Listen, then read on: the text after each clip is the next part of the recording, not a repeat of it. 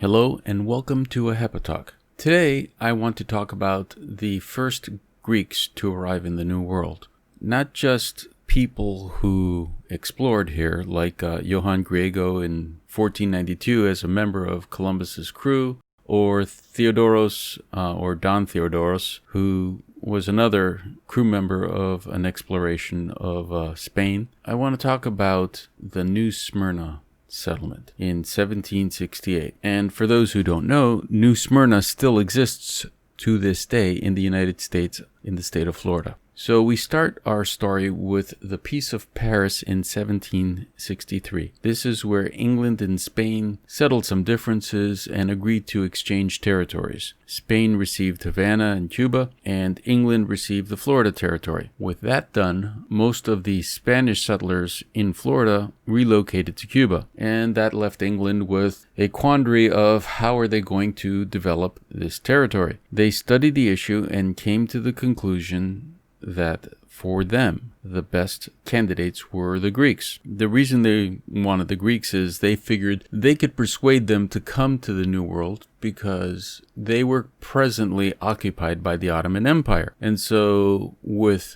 a country that was occupied versus the promise of your own life, your own land, the English figured the Greeks would jump at the chance. And so that's exactly what the English did. The Greeks also had one other benefit for the English. They didn't have any loyalty to Spain, which is another concern of the English. They wanted people who would be loyal to their crown. Well, at least that was the theory.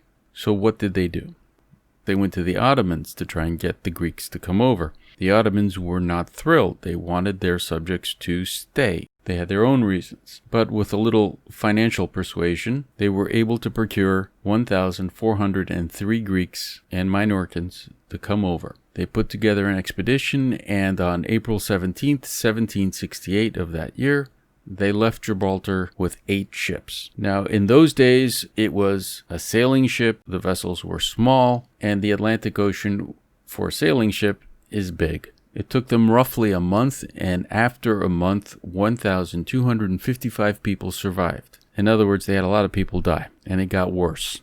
As a result of poor planning, mosquito-borne illnesses, supply shortages, their numbers dwindled even further to 805. And that was only a short while. And it didn't take long for their number to dwindle even further. So after 24 months, they were down to 625 people. And what really, this is a indentured contract for these people. What that meant is, in exchange for us paying you to come to the New World, giving you supplies, you agreed to work for us for X number of years. And there were promises that were not being kept. And it was also very harsh conditions, brutal conditions. I mean, Florida is, after all, mostly a swamp, a giant sandbar. The soil is not the same as it was back in the lands they were familiar with. So 300 of the settlers, 300 of the Greeks, plotted to escape. They were going to find a way to get out of there, but they were caught, and it did not please their overseers, and the 3 ringleaders of that escape attempt were summarily executed. What followed were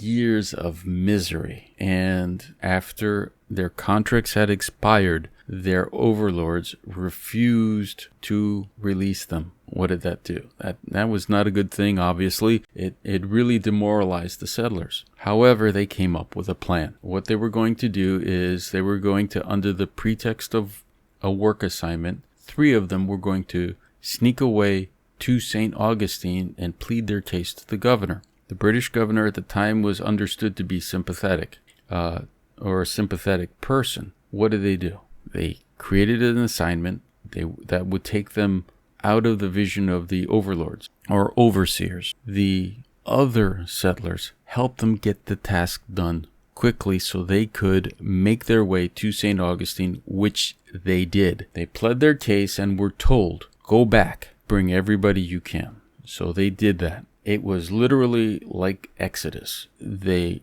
got everybody together and they quietly, and this is the amazing part, without ever giving themselves away, got the group together and one evening just made a break for St. Augustine with everybody that was left. They made it to St. Augustine. The governor heard their case. Long story short, he terminated the contracts and released them. The English company that had the New Smyrna settlement tried to persuade them, okay, now you're free, come back to New Smyrna, we'll give you your land that we promised you and you could develop it. The Greeks did not do that. They instead settled in St. Augustine. This was in January 15th of 1778. There were still 419 people left alive. This is men, women, and children. So it was pretty stunning. The good news is, by 1784, a few years later, the numbers had climbed to 460. Now, a little side note. St. Augustine, also still there to this day,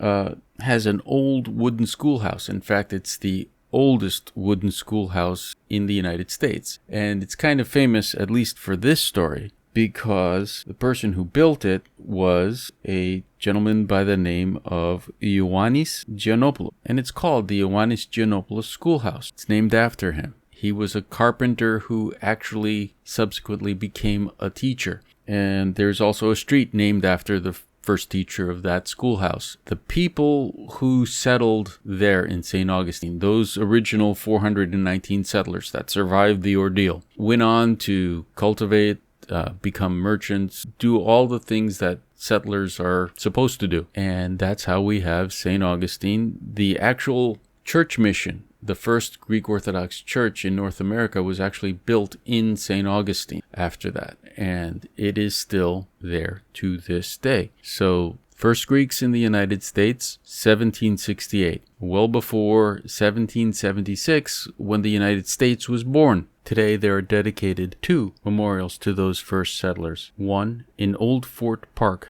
just across from New Smyrna City Hall, and another one at Riverside Park in New Smyrna. The first marks the 200th anniversary of the original 1768 landing, and the second is a 12-foot by 12-foot by 24-foot monument with the names of the original settlers inscribed on it. The plaque on the first memorial for the 200th anniversary reads as follows: "To the past, to the present, to the future, dedicated on this 200th anniversary in honor of those intrepid Hellenes who came to the New World in 1768 as settlers of this historic New Smyrna colony of Florida, by Americans proud of their Hellenic heritage, who cherish their participation in the great ideals of democracy and freedom as embodied in our American way of life, so that generations yet unborn may fulfill the hopes engendered by these priceless legacies."